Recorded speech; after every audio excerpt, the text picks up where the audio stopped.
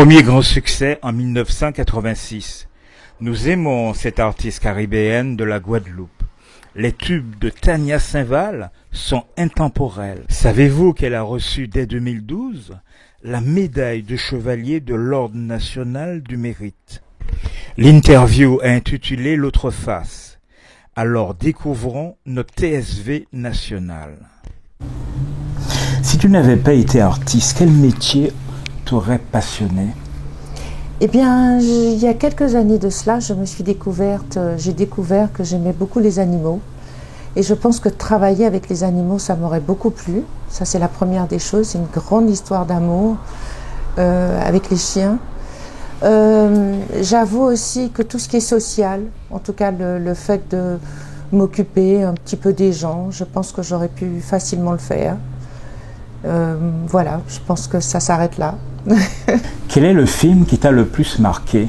Je pense que j'ai aimé Sister Act, tout simplement parce qu'il y avait beaucoup des gens de couleur noire et que ça a été un très très beau film, une belle interprétation, découverte de comédiens et de belles interprétations aussi au niveau vocal. Pour quel acteur ou actrice as-tu le plus grand faible? Comme la question précédente, tous les acteurs ou les chanteurs ont été présents. Je crois que j'ai beaucoup aimé, comme Kevin Costner avec Whitney Houston, c'était Bodyguard. J'ai trouvé qu'elle avait joué avec tellement de sincérité et c'était tellement beau. Tu as joué dans des téléfilms. Aimerais-tu jouer d'autres rôles? Pourquoi pas, ça a été une très très belle expérience. Il se trouve que dans les téléfilms, c'est vrai que ce qui était un petit peu embêtant, c'est qu'on nous donnait la veille au soir les scènes à apprendre pour le lendemain. Donc ça allait très très vite et c'était des scènes en fait qui avaient, c'est pas que c'était pas, il y avait pas de sens, mais c'était par exemple qu'aujourd'hui on allait tourner tout ce qui était dans la cuisine, donc il fallait apprendre la scène 7, la scène 9, la scène 12 et en fait voilà, c'était un petit peu ça, mais ça a été une très très belle expérience. Quand tu étais petite, quel était le tube que tu aimais? Alors il y en a eu plusieurs. Et j'ai beaucoup aimé Santana. J'ai beaucoup aimé Manu Dibango. C'était pas des tubes, mais c'était de la musique qu'on écoutait à la maison. Et c'est vrai qu'en dehors de mon père qui était musicien-chanteur, ma mère a apporté beaucoup dans ce style musical. C'est vrai que c'est une grande mélomane, donc ça m'a sorti un petit peu des choses un petit peu faciles à écouter. Mais sinon, j'étais fan de Diana Ross, de Donna Summer, d'Anita Baker, et beaucoup plus tard de Whitney Houston, de plein de chansons comme ça. À quel moment t'es-tu rendu compte que tu pouvais chanter et en plus très bien? Alors, très bien, je ne pourrais pas dire ça parce que je crois qu'on a toujours à apprendre, on n'est jamais parfait. Très tôt, je me suis pas dit que j'allais devenir chanteuse, mais je sentais que j'avais quelques qualités, quelques dons en tout cas, pour ce type, pour chanter. Et donc j'ai participé quand j'avais 9 ans à un concours de chant. J'étais 4e et je crois que c'est ce qui m'a... Je me suis dit après que j'allais plus faire de concours de chant, mais après très vite... j'étais dans une, on va pas dire dans une école de musique, mais dans Soleil Chaud avec Daniel Forestal.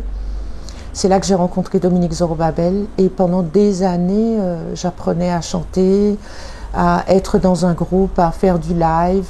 On a fait de belles scènes comme le Centre des Arts, on avait entre 12 ans et 14 ans. Et donc je crois que ça, c'était le pied, ça m'a mis un peu le pied à l'étrier. Donc voilà, je crois qu'à ce moment-là, je savais que je pouvais chanter. Quel est ton plat préféré? Alors il y en a plusieurs, hein. Aussi bien le colombo de cabri que les wassous ou que les choses comme ça. J'aime beaucoup les grillades. Ce midi j'ai mangé du lambi grillé, c'était très très bon. Donc il n'y a pas de plat favori une fois que c'est bien fait, bien assaisonné. Je crois que le tout c'est l'assaisonnement chez nous. Une fois que c'est bien assaisonné, que ça a du goût, ça me va. Aimes-tu cuisiner? Alors non, je ne suis pas une bonne cuisinière. En général, je fais beaucoup de grillades. Je vais à l'efficacité parce que j'ai toujours été une femme, quand j'étais gamine, je me rappelle. Je voyageais beaucoup Donc, par contre, j'aime bien m'asseoir et bien manger. Quelle est ta couleur fétiche? Alors, on va dire que pendant des années aussi, ça a été le violet.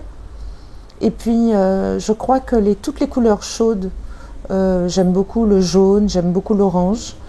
Et voilà, le jaune, l'orange, un peu de rouge et pas mal de violet. Le lilas aussi. Pour quel créateur ou créatrice de mode as-tu le plus grand faible? Je ne pourrais pas dire ça parce que je trouve que chaque créateur a son style. C'est un peu comme chaque femme, hein. Chaque beauté n'est pas identique. Et parmi les créateurs antillais, je ne voudrais pas donner de nom parce qu'il y a des créateurs qui sont bien dans les coupes, d'autres qui sont bien dans le design. Ça dépend de la recherche du moment. Quelle qualité affectionnes-tu le plus chez l'autre? La sincérité. La sincérité, le fait d'être vrai et d'avoir des rapports basés sur l'authenticité, la vérité. Que détestes-tu le plus? Le mensonge, l'hypocrisie. Avec qui aimerais-tu dîner? Avec qui j'aimerais dîner? Je pense que je n'ai plus ces rêves-là. Je crois que un bon dîner avec quelqu'un, c'est avec qui on peut construire quelque chose, parler en toute franchise et à la fois avec beaucoup d'humour, avec beaucoup de simplicité. Aujourd'hui, je crois que je suis à la recherche, non pas de l'humilité, mais de la simplicité, des choses vraies, des rapports sincères. Quel est ton compositeur préféré? C'est pareil, je crois que je n'aime pas donner... Ça dépend, il y a des moments où j'ai pu avoir envie de travailler avec certains compositeurs, et il y a d'autres moments, je pense que j'avais besoin d'autre chose, donc toujours à la recherche de gens qui pourront me donner satisfaction par rapport au moment, au temps, à la modernité du moment. Quelles sont tes passions quand tu ne chantes pas? Waouh! Des moments de paix où je peux me retrouver sans bruit extérieur, sans bruit interne et extérieur, le repos, la méditation, la marche, être apaisé dans la nature. C'est ce que je recherche le plus. En tout cas, ce serait en dehors de la musique et du bruit. Quelle est ta plage préférée en Guadeloupe? Alors j'aime bien aller sur la plage, une petite plage de Saint-François parce que je trouve qu'elle est, l'eau est vraiment salée, donc on sent que c'est, voilà, il n'y a pas beaucoup d'algues, il n'y a pas beaucoup de choses comme ça. J'aime bien la plage de Saint-François, une des plages de Saint-François et Marie-Galante. On peut encore se baigner et voir ses pieds dans l'eau parce que le sable est clair et parce que on voit aussi les poissons. J'aime beaucoup. Quel est le coin en Martinique où tu aimes passer du temps? Le Diamant, parce qu'il y a beaucoup de souvenirs. Et j'ai été plusieurs fois au Diamant avec mes enfants. Avant ça, j'ai passé pas mal de temps au Diamant. Et non seulement à cause des bons restos, parce que j'ai vécu un petit peu dans une petite maison qui n'était pas très loin de la plage. Et j'ai le souvenir encore de me reposer soit l'après-midi ou le soir et d'entendre le bruit de la mer. Donc je dirais le Diamant. Ou les Anses d'Arlé. Les Anses d'Arlé aussi. Pour terminer, pourrais-tu nous faire un petit acapella de câlin? De câlin. Jodi là, c'est joie tristesse, ou qu'a parti bien loin de moi. Trop longtemps si même vous firez, oh yeah. Faut moi songer aussi moi vivre demain.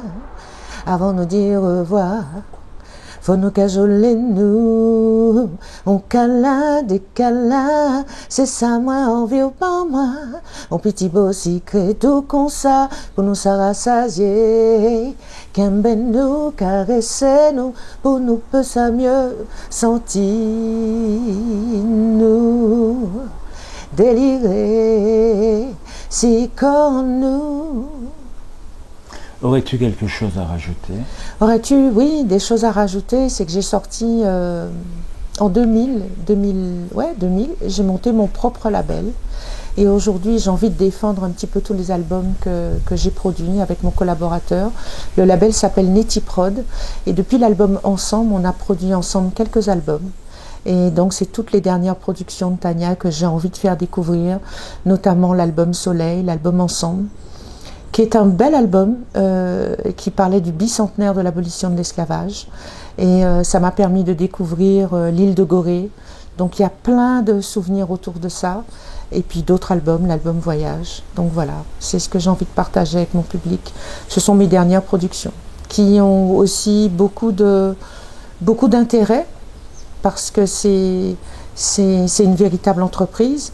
Et puis il n'y a pas très longtemps, j'ai sorti un titre, un single qui s'appelle Déposé, que je vous invite à découvrir avec le clip tout à l'heure.